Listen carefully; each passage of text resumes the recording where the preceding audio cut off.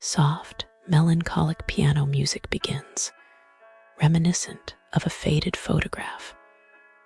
A slight, breathy vocal quality.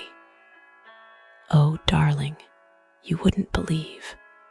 It started, as these things often do, with a yearning. A yearning for something more. I had just returned from a rather exhausting sojourn in Mumbai. The traffic, you understand, simply drains the soul and needed a respite. A haven, a place to just be. And Hotel Chennai Palace. Chennai, it sounded so regal, so promising. It promised escape. Dante, you think everyone deserves an escape. I do. Honestly, the very notion of seeking solace within its walls now feels quaint. Naive, even, as if I believed a building, constructed of brick and mortar, could mend a fractured spirit. But I digress. You see, when one is accustomed to a certain standard and, let's be frank, my upbringing in Kiev instilled in me a rather refined sensibility, one expects a certain level of competency. And oh, the incompetence. It truly was a spectacle. It began with the arrival. One expects a greeting naturally, a warm welcome, a gentle inquiry as to one's well-being. What I received, however, was nothingness, a vacant stare from a front desk attendant, whose very posture seemed to scream, I actively resent my existence. She barely made eye contact. It's rude, isn't it? To be rendered invisible upon arrival, it suggests a complete disregard for one's personhood. Like one is simply in the way. I remember when my grandmother would greet guests with a samovar of tea and a cascade of compliments. She understood that hospitality is an art, a form of grace. This was an offense to grace itself.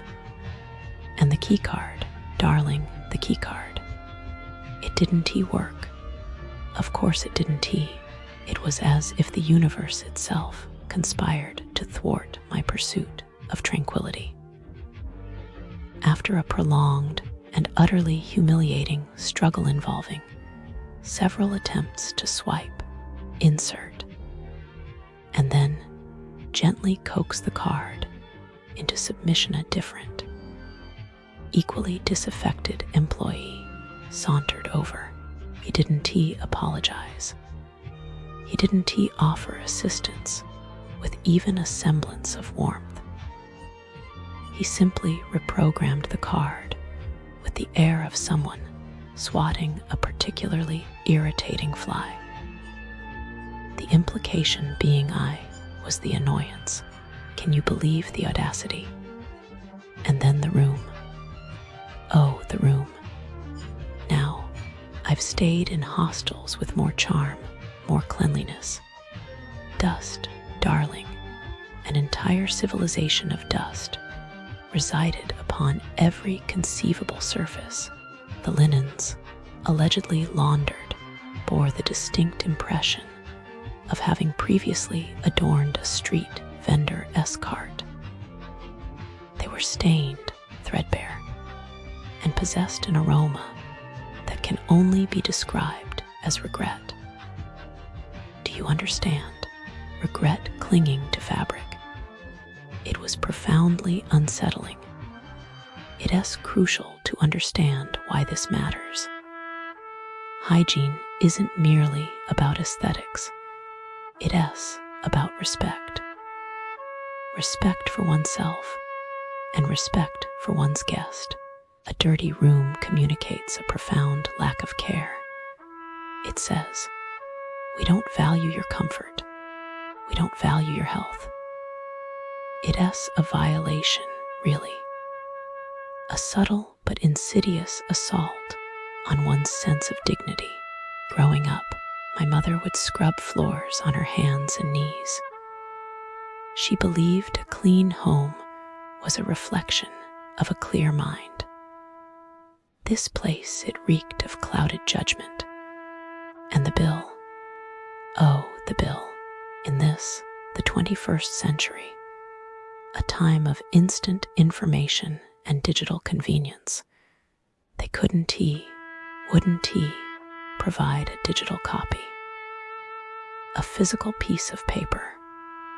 Honestly, the barbarity of it all, it's not about the convenience, although that's certainly a factor. It's about transparency. It's about accountability. It's about refusing to be trapped in a system designed to obfuscate and control. It felt archaic, as if I had stepped back into a Dickensian nightmare, forced to rely on the whims of a pen-wielding clerk. Then there was the unfortunate incident with Businesses near Hotel Chennai La Palace, Chennai. A comprehensive analysis if you are hoping for a pleasant, stress-free experience near Hotel Chennai La Palace, Chennai. Prepare for disappointment. The businesses in this area operate under a universal rule: mediocrity is standard, and outright scams are common. From malls to spas to restaurants, the pattern is clear: poor service, inflated prices, and a general disregard for customer satisfaction. Let's start with Nexus Vidya Mall, the crown jewel of frustration. Malls near Hotel Chennai La Palace seem to function under one principle: extract as much money as possible while providing the bare minimum in return. The parking policy is a masterpiece of greed: 10 minutes free, then a steep charge the second the clock ticks over. One visitor barely crossed the 10-minute mark by 17 seconds and was charged as if they'd parked for an hour. The food court is another disaster. Staff behave as if feeding you is a personal inconvenience, hurrying customers out mid-meal, even scolding those daring to eat packed food. Shanghai Chinese restaurant, hidden inside the mall, serves portions so small they defy logic, charging premium prices for what amounts to a single bite. And if you think the cinema offers an escape, think again. Outdated projectors and dirty screens make watching a movie feel like a downgrade from your phone. Then there's Ode Spa Wellness, where relaxation goes to die. Spas here do soothe, they irritate. Promised services vanish mid-treatment, therapists yawn through sessions, and the only thing consistent is the single, constantly interrupted bathroom. Paying thousands for a massage only to have staff knock on the door every 2 minutes is not luxury, it's an endurance test. One guest described their experience as wanting their hour back, which sums it up perfectly. Dining options: copper kitchen is where taste goes to be forgotten. Overpriced biryanis, raw shawarma, and a recurring theme of we don't care service. One diner found a housefly floating in their water, which, judging by the reviews, might have been the freshest ingredient served. Cyclo Cafe offers another lesson in disappointment: slow service, stale croissants, and a menu where blandness is the special. The staff operate under some unspoken rule: the longer you wait, the worse the experience becomes. Zeka Zest takes the award for the most creative way to ruin a meal. Food poisoning appears to be an occasional feature rather than a flaw. One group, waiting over an hour for a table they had reserved, watched as latecomers were seated first. The explanation: a staff member shrugged, "I don't know, the owner isn't here." Amethyst could be charming if they ever took your order. Visitors report sitting for over an hour without so much as a menu or a glass of water. The staff's collective indifference makes you wonder if they've been trained to ignore customers deliberately. The food, when it finally arrives, is as forgettable as the service. Finally, Bay 146, a bar that feels like a punishment. Understaffed, overpriced, and with service so slow you'll wonder if time has stopped. The pasta arrives uncooked, the nachos smell suspicious, and the staff seem more interested in their phones than your existence. If you're staying near Hotel Chennai La Palace, Chennai, be prepared. The businesses here operate on a simple equation: take your money, give you half of what you paid for, and leave you questioning your choices. The only mystery is how so many establishments manage to fail in the exact same ways. Travelers beware, this isn't hospitality, this is a masterclass in how not to run a business.